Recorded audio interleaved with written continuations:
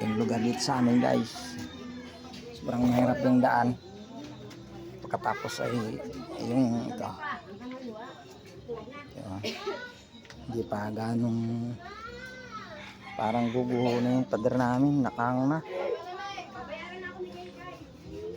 Ito guys, pati yung mga iro namin nababali, wala na guys. So, sobrang kakalawangin na yata to.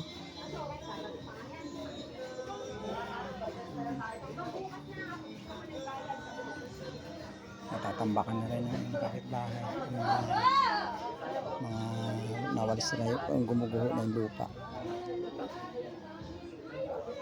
Okay, tapos and then dito yung bubong na medyo pabigay na. Yan ang pinagsasabi. Pwede mo wag na. Kagabi pa yun, kaya nagbukas na lang. Tapang, hindi mo muna. Ganito dito sa amin guys, yung tubig parang ano lang, hinuhos lang. Ayan, marami kaming drum dito. Ayan, ito may mga laman pa to. Tapos ang basura namin guys patapon, tapos nagbabayad na lang. Marami mga kahoy-kahoy ng mga stock dito. Ayan. Ayan, may kahoy kaming malaki dito. Parang paano puputulin yan, no?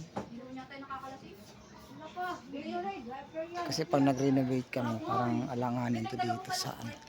Kailan mawala yung puno. Kasi medyo mahaba pa yung space dyan. Kung mawala yung kahoy niyo guys. Ayan guys. Tapos dito kami, nagsama-sama kami. Tabo kami, sama-sama kami. Ayan guys, thank you.